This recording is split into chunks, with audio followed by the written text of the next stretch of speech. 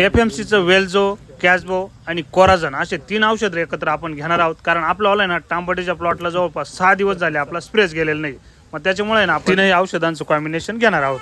तर जे हरिमावली राम मंडळी, ह्या मळ्यामध्ये गेलो तर इथे याच्या अगोदर आपण जे पानं टिकवायसाठी स्प्रे करीत होतो ना, आता तेच पानं आहे ना गाळायसाठी स्प्रे करायचं काम चालू आहे. अति पावसामुळे ना द्राक्ष छाटणी जवळपास ना 15 दिवस लेट झाली बरं का. मग आता आहे ना द्राक्ष शेतकरी थांबून किती दिवस थांबणार आहे, आपल्याला ना छाटणी चालूच करावं लागणार. जुनी म्हणे ढोर खुट्याला बांधलं आणि चाराने घातला ना तर ते दावं तोडणार. गाडी तयार करायला आणि पानं टिकवायला सुद्धा आहे ना आपल्याला ट्रॅक्टरनं स्प्रे करताच आले नाही. मग आता सुद्धा आहे ना आपल्याला नळीनच पावडर मारावं लागणार आहे. कारण विषय असा आहे का आपण आहे ना हरू मारेल या प्लॉटमध्ये.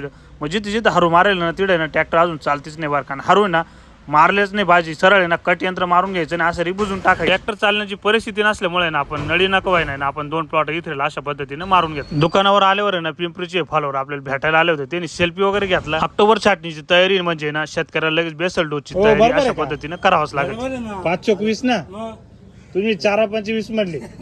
अशा पद्धतीने ना टोटल 60 बॅग त्यांच्या लोड करून दिले. माळ्यामध्ये बी ना इथरेल मारायचं काम झालं होतं. मग आपण वेल जाऊन ते घेऊन गेलो होतो. मग अशा पद्धतीने वेल विरगळ आणि कॅसबो ना याच्यामध्ये कॅल्शियम, झिंक आणि बोरॉन आहे. एकदम मस्त क्वालिटीचे प्रॉडक्ट आहे.